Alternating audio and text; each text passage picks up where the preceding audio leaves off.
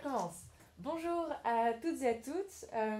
Nous sommes Alice et Héloïse, deux cofondatrices de deux boîtes assez différentes qui se sont rencontrées à Station F lors d'un séjour d'incubation. Nous avons le plaisir de vous présenter ce webinaire réalisé en collaboration avec nos deux entreprises, Korma et Smart Team.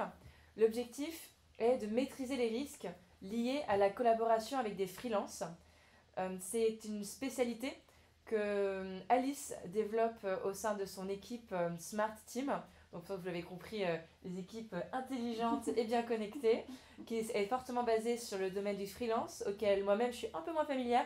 Et j'ai eu l'occasion de découvrir tous les risques liés à cette collaboration des freelances avec l'utilisation des logiciels et comment intégrer ces personnes de manière optimale, que ce soit d'un point de vue sécurité, mais aussi d'un point de vue économique. Voilà, Alice, je te propose une petite tour d'introduction pour toi. Ouais. Ouais. Bonjour à tous. Donc, je repasse à l'autre slide. Vas-y. Une seconde, hein. On arrive. C'est bon. Parfait, super. Donc bonjour à tous. Donc en effet, merci Héloïse d'organiser ce webinaire. Donc moi je m'appelle Alice Fortuné, donc je suis la fondatrice et CEO de Smart Team. Alors Smart Team en quelques mots, c'est une solution qui aide les entreprises à gérer leurs freelance, donc sur à la fois les aspects RH, mais également sur les aspects légaux et administratifs. Et avant ça, j'ai travaillé la majorité de ma carrière dans le conseil en management, notamment dans le groupe Capgemini, où j'ai essentiellement assisté et accompagné des directions des ressources humaines sur leurs projets de transformation.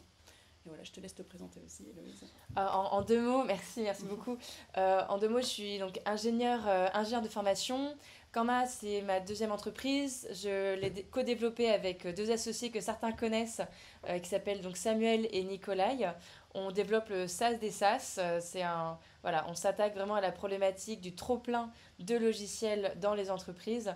Et c'est comme ça qu'on a rencontré Alice au travers de cette discussion sur justement comment est-ce que les freelances s'intègrent proprement, que ce soit d'un point de vue juridique ou d'un point de vue outillage dans les entreprises. Donc on est vraiment là pour partager notre connaissance. Il n'y aura pas vraiment de marketing sur nos boîtes. C'est pas trop l'intérêt de ce webinaire. Donc pourquoi faut-il maîtriser les risques liés à la collaboration avec les freelances? On va voir trois choses aujourd'hui. La première chose, ce sont les risques juridiques qui peuvent avoir des conséquences graves pour l'entreprise, pour ses dirigeants ou même la pérennité des équipes et de la vision accomplie de l'entreprise telle qu'elle est aujourd'hui. La deuxième chose ce qu'on va adresser, ce sont les sanctions financières qui peuvent être significatives en cas de non-conformité aux obligations légales de ces freelances, que ce soit des freelances en marketing ou des freelances en tech, on est d'accord, ou quel que soit le type de freelance. Et enfin, les risques opérationnels et réputationnels qui peuvent fortement affecter la performance et l'image de l'entreprise. Donc, ce sont des sujets qui paraissent un peu généralistes en termes d'introduction, mais on va aller creuser dedans dans les différentes verticales. Donc n'hésitez pas évidemment, si vous avez des questions, à les poser dans le chat.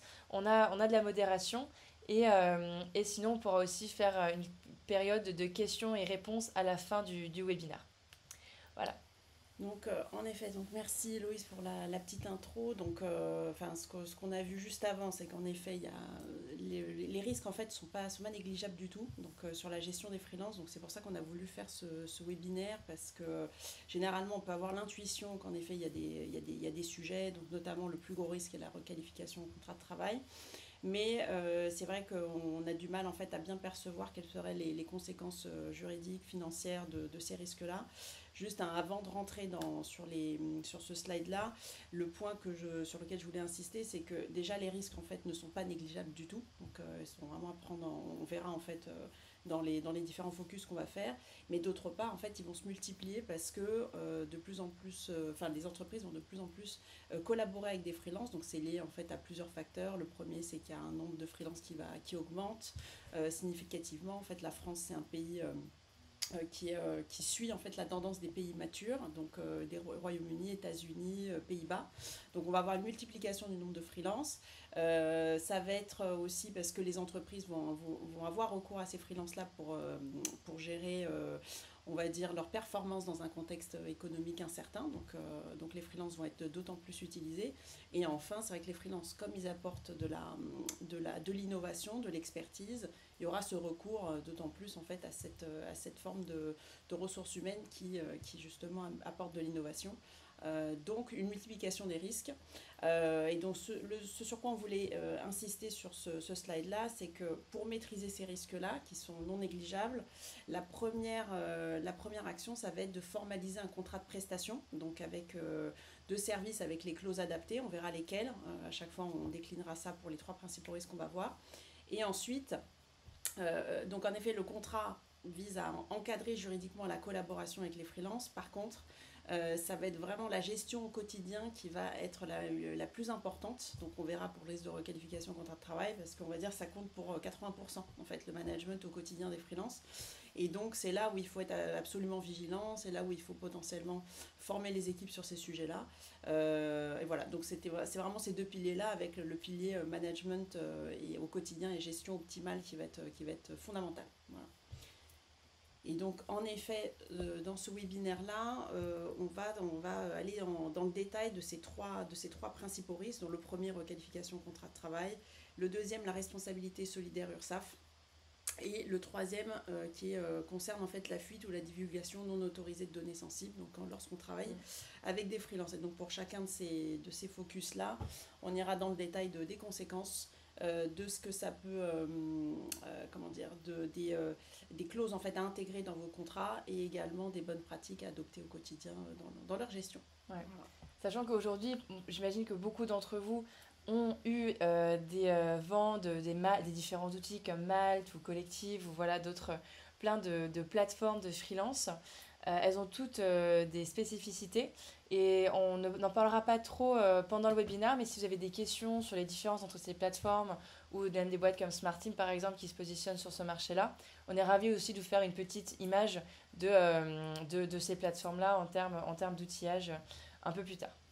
Maintenant, on va se concentrer sur le focus numéro 1, qui est cette requalification en contrat de travail. On va commencer par la définition derrière. Ouais.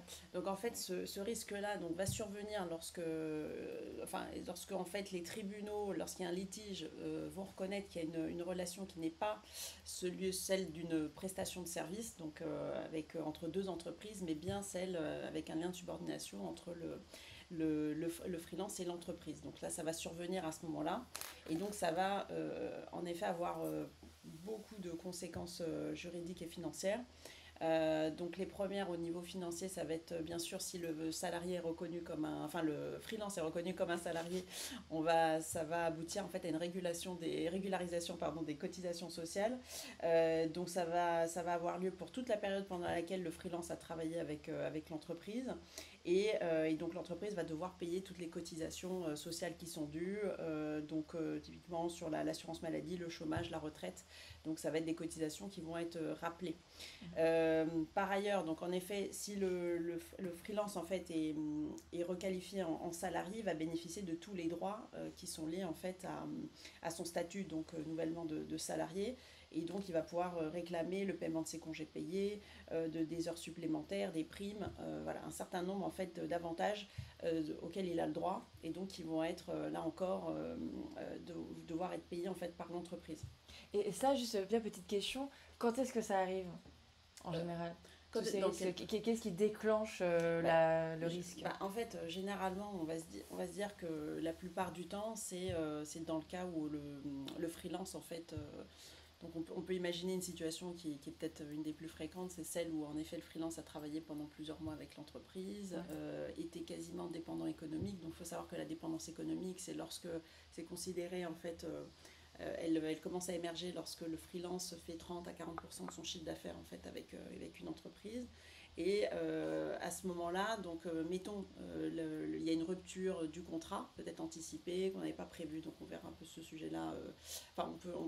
Ça fait partie en fait des risques encore à gérer. Et là, le freelance, en fait, va enclencher un litige. Et donc, à ce moment-là, c'est vrai que potentiellement, ça peut aller devant les tribunaux et il va y avoir tout un faisceau d'indices. Donc, on verra lesquels dans quelques instants, en tout cas sur la pratique, les pratiques managériales à mettre en place, qui vont aboutir justement à cette requalification par les tribunaux et donc à toutes les conséquences en fait qu'on voit là, quoi. Ok, très clair. Merci. Non, avec plaisir. Donc ensuite, il y aura bien sûr les indemnités de licenciement abusif. Enfin, je vais passer assez rapidement, mais voilà. Enfin, si le freelance est considéré comme un salarié et qu'en plus, en fait, le contrat prend fin de façon abrupte, on va dire, et pas encadré, en effet, là, on pourra avoir, l'entreprise devra verser des indemnités de licenciement abusif. Donc ça peut être assez conséquent. Et ça, tu vois, est-ce que tu as un cas d'usage de prix pour une scale-up en tech qui a abusé, on va dire, pour dire les mots? Non, j'ai pas ça. Par contre, on peut juste après, en fait, c'est l'indemnité pour travail dissimulé. Là, Ok. clairement, en fait, c'est une indemnité forfaitaire qui correspond en fait à 6 mois de salaire brut minimum. Donc là, 6 mois, ouais. ouais. Donc là, ça, c'est du fixe. Enfin, c'est comme ça, c'est une indemnité forfaitaire. Donc, si il y a travail dissimulé, en effet, reconnaissance travail dissimulé, dans ce cadre-là, là, en effet, c'est 6 mois obligatoires. Et ensuite, donc les conséquences juridiques, ça porte sur l'entreprise, mais potentiellement même sur les dirigeants, lorsqu'en fait il y a une reconnaissance de travail dissimulé. Et donc là, en effet, les dirigeants peuvent être poursuivis pénalement. Et donc, en effet, là, on comprend en fait l'impact que ça peut avoir sur la pérennité de l'entreprise, quoi. Merci, merci, c'est très intéressant. Est-ce qu'il y a des petites questions dans le chat en réaction directe à ce premier focus, sachant qu'on va passer voilà, aux clauses à intégrer, bien Ouais. sûr, pour résoudre cette première partie. Donc en effet sur les donc ce qu'on disait il y a quelques instants, c'est qu'on vous conseille fortement d'utiliser systématiquement en fait un contrat de prestation de service lorsque vous travaillez avec des freelances. Donc ça vous permet d'encadrer la collaboration. Et donc là pour le coup, vous avez plusieurs possibilités, soit le faire rédiger par des avocats pour plusieurs centaines d'euros, soit utiliser d'autres solutions tierces qui vont en fait avoir un contrat intégré. Dans tous les cas, il y a des clauses en fait à intégrer qui vont être importantes. Donc les 3 clauses de non-exclusivité, non-subordination et non-dépendance, ces clauses-là en fait vont viser à encadrer, enfin à montrer qu'il y a vraiment une indépendance du freelance et qu'il n'est pas dans une relation salariée. Et donc la non-exclusivité, ça va en effet accentuer sur le fait que ça va indiquer clairement que le freelance travaille pour d'autres clients, qui ne dépendent pas de votre entreprise exclusivement. La non-subordination, ça va insister sur le fait que le freelance travaille de façon autonome, que vous n'organisez pas son travail, on verra après dans les pratiques managériales. Et la clause de non-dépendance, c'est que le freelance, en effet, n'est pas soumis aux règles internes de l'entreprise, donc il peut vivre sa vie, je veux dire, en toute indépendance. Donc on verra là encore des cas d'usage particuliers. Donc ça, ce sont des clauses à bien rédiger pour qu'elles soient complètes et à intégrer absolument dans votre contrat de prestation. Très clair, très clair. Et dans ces cadres-là, tu mets des clauses juridiques, tu t'exposes tous les risques. Parfois, ça donne pas envie de dépendre de freelance, presque, tellement il y a de risques. Mais il y a quand même un vrai sujet de malléabilité de cette population de freelance. On voit des boîtes, même dans le média, qui en ont 2000, des scale-up qui en dépendent fortement. Mais même dans les startups, on a des personnes qui viennent parfois aider nos CTO ou aider le business d'un point de vue freelance pour du BDR ou pour du full stack engineering. Quelles sont les bonnes pratiques dans cette intégration-là? En fait, la première bonne pratique, ça va être encourager l'indépendance des freelances. Donc généralement, ce qu'on va vous recommander, c'est toujours par écrit, parce qu'en fait, il y a beaucoup d'absence en fait, d'écrit dans la relation avec les freelances. On va être beaucoup dans l'oralité, sauf que lorsqu'il y a un litige, on va chercher essentiellement l'écrit, pour appuyer en fait un potentiel litige là-dessus. Donc, l'indépendance des freelances, ça veut dire leur rappeler régulièrement qu'ils peuvent travailler pour d'autres clients, donc aller chercher de la nouvelle clientèle. Et donc ça, vous pouvez une fois de temps en temps, lorsque par exemple il vous envoie sa facture, lui rappeler, je te rappelle que en effet tu peux travailler avec d'autres freelances, c'est tout à fait, d'autres entreprises tout à fait possibles te concernant. Ça va aussi être d'éviter de le mettre sur des missions mission beaucoup trop intense, je veux dire en temps, à 100%. Donc on va vous conseiller d'éviter de faire ça. Parce qu'en effet, dans ce cas-là, il n'a pas la possibilité, enfin, ou sa possibilité très limitée d'aller développer de la clientèle ailleurs. Donc là, ça va être vraiment encourager cette indépendance du freelance. D'autre part, on va absolument vous conseiller de ne pas organiser le travail des freelances. Donc concrètement, ça veut dire de ne pas imposer de lieu de travail aux freelances. Donc de ne pas lui imposer d'horaire ni de planning, surtout pas. Parce que là, pareil, planning écrit, on va voir en effet qu'il est tenu en fait à respecter des horaires alors que il non. marqué free. Ouais. Alors que voilà, Ouais. il doit pouvoir travailler comme il le souhaite selon sa propre organisation. On va vous conseiller, enfin vraiment vous conseiller d'éviter d'utiliser des feuilles de temps, donc des outils de reporting en fait, qui là encore sont des preuves par écrit qui montrent en fait les temps qu'ils ont passés pour travailler avec vous. Donc on peut comprendre, enfin on imagine en effet que ça peut être intéressant de tracer ces informations-là, mais il faut vraiment éviter de faire ça. Et du coup, je rebondis sur ce point-là, mais tu dois quand même t'organiser avec un freelance, imaginons qu'il travaille avec ton équipe, ou je sais pas, à stationner par exemple, on veut l'inviter pour aller collaborer avec l'équipe, faire une période d'onboarding. Quel est le dialogue quand tu veux définir des objectifs et des temps de partage? Non, globalement, ça, y a pas de sujet. Par exemple, enfin, je veux dire, pour un onboarding, c'est très clair. Enfin, et puis, là encore, on peut l'écrire par email. Voilà, ça correspond à l'onboarding pour cette mission-là en particulier qui va avoir une fin donnée. Donc, là encore, on verra on vous conseille en fait de faire des missions ponctuelles, encadrées, avec des livrables très clairs, pas des missions en fait récurrentes, avec toujours les mêmes factures, les mêmes montants en fait chaque mois. Donc là, en fait, ça peut tout, il y a aucun sujet avec ça. Par contre, c'est vrai qu'on va éviter potentiellement de les intégrer à des réunions obligatoires tous les lundis à 9h. Parce que là, en effet, ça constitue un élément. C'est pas celui-là qui va faire qu'on dira que le freelance, en fait, est un salarié plutôt qu'un freelance. Par contre, c'est vrai que ça va, voilà, vaut mieux éviter en fait de les intégrer beaucoup trop dans l'organisation de l'entreprise et donc de reposer sur eux et de les inviter ponctuellement à certains points, quoi. Voilà. Mais ça rejoint, on va y revenir sur en effet, donc là, autre petit conseil, c'est sur l'organisation du travail des freelances, les congés, typiquement. Donc ils doivent pouvoir prendre leurs congés comme ils le souhaitent, leur temps de repos. Donc là, pareil, si vous avez un freelance qui vous dit j'aimerais bien prendre des congés la semaine prochaine, là, il faut leur dire je n'ai pas, tes congés, tu les prends, enfin, tu t'organises comme tu le souhaites. Merci pour l'information, mais en tout cas, voilà. Ouais. Enfin, il faut vraiment rappeler qu'il fait comme il le souhaite et il s'organise comme il veut. L'important, c'est qu'il livre en fait le livrable pour lequel il a été mandaté. Et donc, sur l'intégration donc à des freelances à la structure interne de l'entreprise, donc c'est vrai qu'on va éviter de leur fournir des équipements de travail. Donc, même si ça peut être plus simple, mais en fait, il faut vraiment éviter ça. Ne pas leur attribuer. Tu peux préciser équipement de travail? Pas d'ordinateur, Ouais. pas de portable. Donc voilà, là encore, pas de badge pour entrer? Pas de badge, Pas idéalement, ouais, un badge visiteur, parce qu'en fait, le badge, là encore, c'est plutôt pour des salariés, donc ils vont venir travailler régulièrement en fait, dans l'entreprise. Donc, autant que possible, en fait, limiter cette intégration en fait, à l'équipe et à l'organisation. Donc, pas de carte d'accès permanente aux locaux, donc en effet. Limiter l'accès aux logiciels internes. Là, pareil, en fait, ça doit être vraiment pour... peut-être des logiciels de collaboration, mais voilà, ça s'arrête là, certainement pas en plus les intégrer dans les systèmes RH. Ouais. Donc, D'accord, donc imaginons on a un système d'information des ressources humaines, ouais. Il y en a plus d'une centaine dans le monde aujourd'hui. Comment tu fais pour prévoir un onboarding, peut-être qu'on en parlera plus tard, mais comment tu fais pour prévoir un onboarding de freelance si tu peux pas les mettre dans ton logiciel? En fait, vraiment, là, c'est très important de ne pas faire ça parce que là, clairement, c'est un indice, ça peut être un indice énorme. En fait, voilà, les freelances, en fait, sont quasiment assimilés en salariés parce qu'on les met dans le même logiciel qui sert à gérer des salariés. Donc, sur des sujets de ce type-là, en fait, soit ça se fait à la main, c'est la plupart les entreprises le font à la mano pour onboarder, pour offboarder les freelances, soit il y a des logiciels. Donc, l'idée, c'est pas de faire de la promotion de Smart Team, mais en effet, des logiciels en fait intégrés qui vont vous permettre de gérer vos freelances de façon autonome et séparée. Je te pose la question parce que moi ça me parle.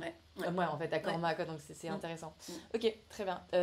Ça c'est la fin du premier focus. Oui. Je pense. On va passer au deuxième. Avant qu'on rentre tout de suite dans la deuxième partie de ce webinaire. Si vous avez des questions, encore une fois, n'hésitez pas à les mettre dans le chat. On peut les prendre au fur et à mesure au fur et à mesure du webinaire. Ouais. Je te laisse la parole. Oui, voilà. Donc déjà la question, et puis d'autre part, on va vous partager les ressources à la fin. Donc on a produit en fait au sein de Smart Team un guide pratique sur les risques. Donc là on fait le focus sur les 3 principaux. On va pas dans tout le détail de ces risques-là. Par contre, ce guide va dans le détail de ces risques-là. Et donc vous aurez vraiment la plupart des choses que j'ai dites là à l'oral pour le risque de requalification de travail, mais également pour d'autres risques tels que la transmission de sur la propriété intellectuelle, le risque autour de la qualité des livrables. Enfin, voilà, donc vous allez avoir un certain nombre de risques qui sont détaillés dans ce guide-là. Donc, sur la solidarité, la responsabilité solidaire URSSAF, c'est le risque en fait qui survient lorsque l'entreprise qui travaille avec un freelance ne s'assure pas que son freelance est en règle avec les obligations sociales, donc notamment le paiement des cotisations sociales à l'URSSAF. Donc ça c'est si en fait le freelance en effet n'est pas en règle, l'entreprise qui travaille avec lui sera considérée comme solidairement responsable de son non-paiement de ses cotisations. Ça, c'est en France. Hein. En France. En France, on va parler du domaine français. Ouais. Et donc en effet, le principal risque, ça va être un risque financier pour l'entreprise. Donc c'est de régulariser, d'une régularisation des cotisations sociales que le freelance en fait n'aurait pas payé. Donc là pareil, en fait, c'est comme ce qu'on disait pour la requalification en contrat de travail. Donc ça va être les cotisations de sécurité sociale, la contribution pour la retraite, les cotisations pour le chômage. Et donc là, ça va être un rappel en effet qui va être opéré par l'URSSAF. Voilà. Donc ça aussi un risque dont il faut se prémunir. Vas-y. C'est une question, quelle est la feuille de route de temps, tu vois, pour que l'URSSAF vienne vous constater et ensuite que vous avez peut-être une lettre prioritaire qui arrive. Qu'est-ce qui se passe? Ça dans le détail, c'est un peu long dans le détail. Ouais. C'est que je ne saurais. Comment dire? C'est que en effet, globalement, en fait, quand vous travaillez avec un freelance, il va falloir, tous les 6 mois, on va le voir là dans les clauses intégrées dans les contrats, donc vérifier que pour des prestations qui sont supérieures à 5 000 € hors taxe, s'assurer en fait que le freelance est bien en règle. À partir du moment où on constate en fait une infraction, potentiellement, du côté du freelance, potentiellement, en effet, ils peuvent remonter et aller chercher la responsabilité des entreprises qui ont travaillé avec le freelance et qui n'ont pas fait les vérifications. Qu'après, sur le temps, je ne saurais pas te dire en détail, mais en effet, ça va être, c'est comme ça que ça va se passer. Voilà. Et donc, en effet, dans les clauses intégrées, l'idée là, c'est d'intégrer des clauses dans votre contrat de prestation qui obligent le freelance à vous fournir les attestations de vigilance. Je vais faire un mini focus sur ce que c'est. Et donc au moment de la contractualisation, donc juste avant de contractualiser, et tous les 6 mois, donc après la première contractualisation. Tous les 6 mois. Tous les 6 mois. Ok, très clair. Ouais. Donc ça, il faut vraiment faire attention à ça. Et idem, c'est recommandé d'intégrer une clause de résiliation automatique en fait du travail avec le freelance, de la collaboration avec le freelance, s'il ne fournit pas en fait cette attestation-là. Comme ça, en fait, ça vous prémunit de continuer à travailler avec lui dans ce cas de figure-là. Et donc, sur l'attestation de vigilance, je vous fais le focus à l'oral.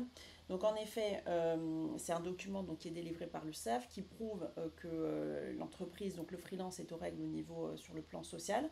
Donc il a bien effectué toutes ses déclarations, ses paiements de cotisations sociales. Donc en effet, il y a une obligation de transmission, c'est bien ce qu'on disait au moment en fait de la signature du contrat. Le renouvellement tous les 6 mois, et je vous parlais en fait du seuil de 5 000 €.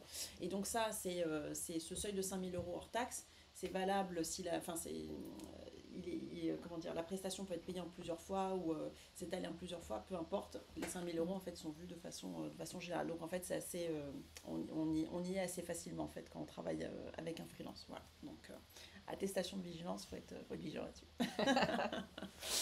Donc on l'a fait la blague, on l'a fait. La blague. Donc en effet, ce qu'on va vous conseiller, donc dans les bonnes pratiques, bien sûr, c'est de demander cette attestation de vigilance au freelance, donc tous les 6 mois, je répète. On va vous conseiller aussi de vérifier les documents qui vous sont fournis par les freelances. Donc globalement, en fait, ça va être ça, l'attestation de vigilance. Donc il y a des QR codes, également les cabis. Enfin, on verra de façon plus générale, mais en fait, la recommandation, c'est plutôt de vérifier ces documents-là. En tout cas, de vérifier la cohérence, pas forcément dans le détail, mais en tout cas, vérifier que le numéro de SIRET, c'est bien celui du freelance et autres. Donc, on va vous conseiller de faire ces vérifications-là. L'idée, c'est de bien conserver surtout la trace écrite que vous avez effectué ces vérifications, parce que en fait, en cas de contrôle de l'URSSAF, si vous avez fait ces vérifications, en fait, on ne vous considérera pas comme responsable solidairement en fait, du manquement en fait, du freelance. Et ensuite, bien sûr, on vous conseille en fait de conditionner la mission à la réception de ces documents, comme on disait, avec donc tant qu'il n'y a pas ces documents-là qui n'ont pas été vérifiés, bien stockés par vos soins, là pareil, en fait, on ne démarre pas la mission. Et donc c'est au même titre que le contrat de prestation, parce que souvent, c'est ce qu'on rencontre chez nos clients ou en fait entreprises avec lesquelles on discute. Il y avait ce sujet de démarrer des contrats et ne pas se rendre compte, enfin démarrer des prestations sans s'assurer que les contrats aient bien été signés en amont, quoi. Bah ça, tu me parles, Alice, parce que là, on onboard un freelance aujourd'hui. Moi, tu peux peut-être aller faire une petite passe pour vérifier qu'on a tous les papiers. Parce que là, c'est assez réel, quoi. Merci pour tout. Okay. On arrive, je crois, à la fin du coup de ce focus numéro 2, qui était vraiment focalisé sur l'URSSAF, la responsabilité solidaire. On sait que c'est pas forcément le sujet le plus rigolo du monde, mais par contre, c'est quand même important pour assurer une bonne continuité dans le développement de votre force humaine en termes de freelance dans vos entreprises. Donc n'hésitez pas, encore une fois, si vous avez des questions, de les écrire ou de nous les poser à la fin. On va partir tout de suite sur le focus numéro 3 qui s'adresse à la fuite ou la divulgation non autorisée des données sensibles. Donc dans ce cadre-là, en fait, je peux continuer sur cette définition. Le risque aujourd'hui dans le domaine des freelances va survenir quand ces freelances-là ont accès, donc ils ont des permissions et des périmètres d'accès par rapport à leurs identités, à des outils ou à des documents ou à des fichiers qui recueillent des informations sensibles et ou stratégiques au sein de l'entreprise dans le cadre de leur mission. Ça peut être des documents qui sont liés au code, ça peut être des documents qui sont liés à la stratégie go-to-market de l'entreprise pour les 3 prochaines années. Ça peut aussi être tout simplement des questions de brevet ou de propriété intellectuelle qu'ils auraient eu lors d'une conversation de café. Il y a beaucoup de matériel multimodal, on va dire, si on prend un point de vue tech, qui peuvent être liés à une information sensible et à un risque réel pour l'entreprise. Donc aujourd'hui, les principales conséquences juridiques et financières dans ce cadre-là, je te laisse prendre la parole parce que tu sais un peu mieux comment. Oui, complètement. Ça va être en fait, en effet, il peut y avoir, si on est sur des données qui concernent des données personnelles, par exemple de clients, et donc donc il y aura une fuite, pour lesquelles il y aura une fuite liée en fait à un freelance. Donc vous pouvez être condamné pour bien sûr des sanctions, avoir des sanctions pour non-respect du règlement général de la protection des données personnelles. Donc là les sanctions ça peut être jusqu'à 20 millions d'euros ou 4%, 4% du chiffre d'affaires annuel de l'entreprise. Donc ça peut être assez conséquent. Donc là il faut vraiment être extrêmement vigilant là-dessus. Idem, vous pouvez être poursuivi pour violation de confidentialité parce qu'en fait, dans les cas de collaboration avec les freelances, ça peut être une collaboration interne sur vos sujets à vous. Donc potentiellement pas toucher des sujets de vos clients finaux, mais potentiellement des fois les freelances aident en fait à délivrer en fait des prestations pour des clients finaux ou travaillent sur des données qui concernent des clients que vous avez. Et donc là, à ce moment-là, vous pouvez être poursuivi par vos entreprises clientes pour violation de confidentialité. Donc il faut faire attention à ça. En effet, il y aura aussi le risque de perte de compétitivité, donc ça c'est lié en fait aux sanctions auxquelles vous pourriez faire face. Et donc là, ça va avoir un impact en effet important pour l'entreprise. Et idem vous allez avoir un risque d'atteinte réputationnelle en fait. Et donc en effet, si le freelance malheureusement les freelances avec lesquels vous collaborez, ça aboutit à ce risque-là, il y a une fuite de données sensibles. Là, clairement, ça peut être vraiment préjudiciable pour l'entreprise. Donc, il faut vraiment faire attention à ces risques-là. Voilà. Très clair, très clair. Et ça, donc, c'est 4% de chiffre annuel, c'est 20 millions d'euros d'amende. Est-ce que tu as un cas d'usage pour représenter un peu non, après, globalement, c'est vrai que ça va être. Vous pouvez aller regarder dans le détail. Il y a beaucoup de cas pratiques et de cas d'usage, notamment de la CNIL, en fait. De la CNIL. Et donc là, vous allez voir, en fait, les données qui sont concernées. Donc, ça va être d'autant plus important de faire attention si vous traitez des données sensibles, donc données de santé, ce genre de sujet-là, bien sûr. Mais ça, si c'est, comment dire, si vous traitez, vous avez affaire à ces sujets-là, normalement vous le savez et vous faites attention pour vos salariés et d'autant plus pour vos freelances. Donc, mais si vous voulez plus de détails, en effet, la CNIL, ça va être intéressant. Peut-être préciser ce que veut dire CNIL. C'est la Commission nationale informatique et liberté. C'est ça. Au cas où il y en a dans la salle qui ne savent pas trop ce que ça veut dire. C'est très français, donc s'il y a des personnes qui sont peut-être belges ou suisses, voilà, c'est notre centre national. Ouais. Voilà. Super. Et donc, en effet, dans le contrat de prestation, on va vous conseiller d'ajouter une clause de confidentialité ou sinon, à côté, en fait, de signer un document de confidentialité. Donc, ça peut être les deux. Vous pouvez avoir vraiment une clause de confidentialité assez bien rédigée dans le détail, mais donc qui va en effet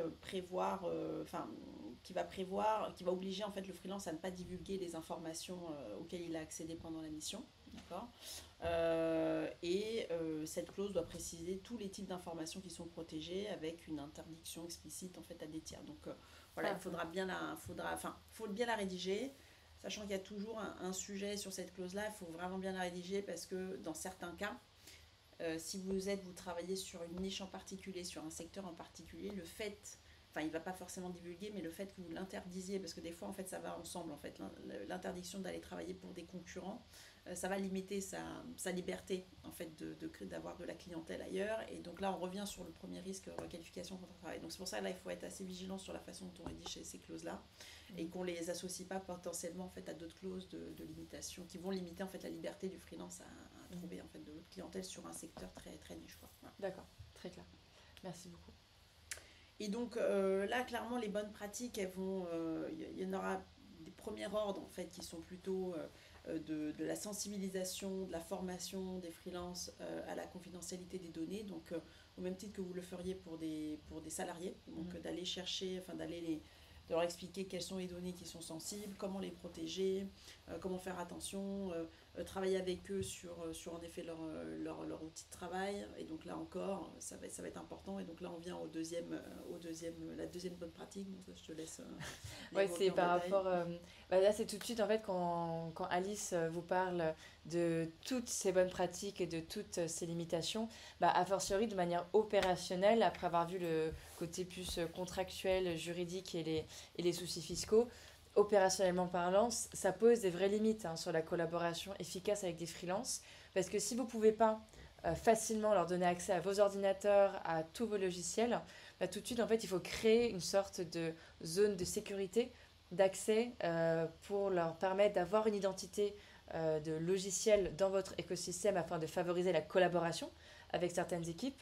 Mais ça demande d'avoir un vrai dynamisme sur cette sécurisation et cette allocation de licences par rapport aux identités de ce freelance, par rapport aux équipes avec lesquelles il ou elle s'intègre et aussi par rapport à un souci de communication sur les données.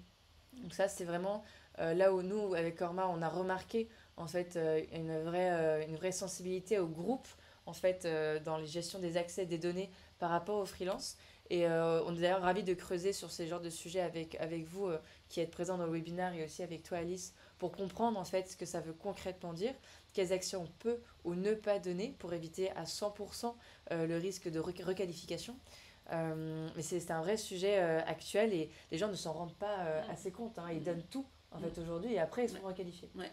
Il y a ça et puis en fait alors c'est vrai que là dans la recommandation c'est pour rebondir sur ce que tu dis Héloïse, c'est vrai que on a fait un webinaire il n'y a pas très longtemps donc sur l'expérience freelance et donc il y a dans ce processus en fait de collaboration avec le freelance il y a l'onboarding, il y a onboarding, contractualisation avec le freelance, on suit la mission et il y a une étape en fait clé qui va être l'offboarding, donc c'est comment bien terminer la collaboration avec le freelance, donc sur le plan plutôt humain, s'assurer de faire les bons feedbacks, de récupérer ses feedbacks à lui sur la collaboration et améliorer en fait ses propres pratiques.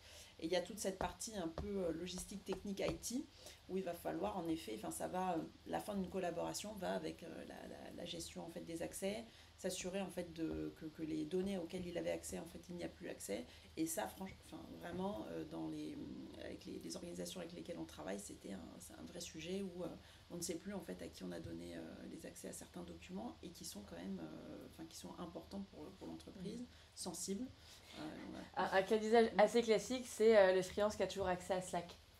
toute la documentation, toute la conversation d'entreprise, toutes ces choses-là, ou même juste des CRM. Ou il n'y a pas très longtemps, ça c'était pour une organisation assez, un bon groupe, quoi, un grand groupe, où là pour le coup ça concernait des VP qui avaient encore accès vous savez, aux réunions stratégiques en fait. Voilà. Donc qui avaient encore les accès, qui étaient invités et donc qui pouvaient assister finalement alors qu'ils sont sortis et aller travailler en fait pour d'autres entreprises, accès en fait à toute la communication dédiée en fait au top manager, quoi. Donc voilà, pareil, c'est un exemple. Bon, ça c'est plus pour un salarié, mais ça va être la même, potentiellement ça peut être ce genre de sujet pour les freelances. Très clair. On arrive donc à la fin de notre webinaire. On a quelques ressources à vous partager. Je te laisse commencer par rapport à ton guide. Bon, c'est ce que je vous disais tout à l'heure. Donc, le guide pratique sur la maîtrise des risques. Donc là, en fait, on va dans le détail de 7 risques. Donc, les requalifications, enfin, tous les 3 premiers risques qu'on a vus ensemble. Il y a également, en fait, le risque de non-transfert des droits de propriété intellectuelle. Donc, ça, je vous l'évoquais aussi. La rupture anticipée de contrat, parce que ça aussi, c'est un risque qui n'est pas forcément encadré lors de la collaboration avec un freelance. Donc anticiper en fait ces points-là. Le risque de qualité insuffisante des livrables. Donc ça, on commence à toucher en fait sur des points très opérationnels, mais ils peuvent être anticipés et gérés, maîtrisés via en fait le contrat, mais également bien sûr un suivi, vous l'avez compris, une gestion optimale des freelances. Et puis le risque de dépendance excessive à des freelances clés. Donc là, clairement, pareil. Et ça peut beaucoup arriver dans des startups, des plus petites organisations qui reposent vraiment exclusivement sur des expertises très importantes de freelance. Et du coup, s'il y a une rupture anticipée, qu'on n'avait pas prévue, là ça peut être vraiment vite très compliqué. Et tout est lié, là pareil, aux données, aux livrables qu'ils ont pu fournir. Donc, voilà. Donc là, on vous explique idem comment gérer ça à la fois dans le contrat et dans les bonnes pratiques. Super. Voilà. Donc tout ça, c'est dans ton guide. Oui, exactement. Génial, génial. Ça, on vous le transmettra évidemment par email. Et 2 autres ressources, si jamais vous êtes curieux sur le coût de l'outillage de vos freelances, on a ce petit, on vous transmettra aussi un petit retour, un petit calculateur. C'est pas une pascaline, hein, c'est un peu différent pour comprendre quel est le coût en termes d'outils, de logiciels de vos freelances pour gérer l'onboarding, offboarding et l'usage à la licence près. Et la troisième petite ressource, c'est le guide sur cette gestion des accès d'identité de manière globale pour Startup et Scale-up. Donc on l'a un peu focalisé pour des boîtes qui ont des vrais défis aujourd'hui de 0 to 1, vraiment de sortir de la douve dans laquelle elles commencent leur histoire et parfois même plutôt aller grimper cette première colline pour arriver au premier 10 millions d'ARR ou 100 millions d'ARR. Mais on est aussi en train d'en faire une pour les boîtes un peu plus traditionnelles qui ont plutôt des sujets aujourd'hui de rentabilité et des sujets d'être encore plus profitables, faire plus avec pareil. Voilà, ça c'est quelque chose qu'on a en interne. Vous aurez toutes ces ressources évidemment par email. Maintenant, c'est un peu la foire aux questions. Si jamais vous avez des questions, si on n'a pas été assez clair aussi sur certains éléments, voilà, n'hésitez pas à shooter. C'est le moment. Je vais vérifier dans le chat s'il y a des questions. Tac. Une question qu'on a posée avant le webinaire, c'était une question par rapport à comment est-ce qu'on fait quand on commence en fait à regarder des freelances, où est-ce qu'on va parce qu'aujourd'hui on regarde pas mal le bouche à oreille, on fait confiance en fait parfois dans une start-up ou une scale-up à nos investisseurs, on fait confiance à des amis, à des collègues de travail, via des incubateurs, des accélérateurs pour trouver le ou la bonne freelance dans un secteur. Est-ce qu'on n'a peut-être pas des outils à leur conseiller ? Non, en fait, moi c'est vrai que je conseillerais le réseau, ça reste le réseau de réseau, ça reste quand même un bon moyen en fait d'aller de sourcer des freelances et donc de travailler avec des gens plutôt de confiance parce qu'ils auront été préqualifiés par des personnes à qui on fait confiance globalement. Donc ça reste toujours un très bon canal et donc à mon avis il faut en fait continuer là-dessus recruter des freelances par ce biais-là.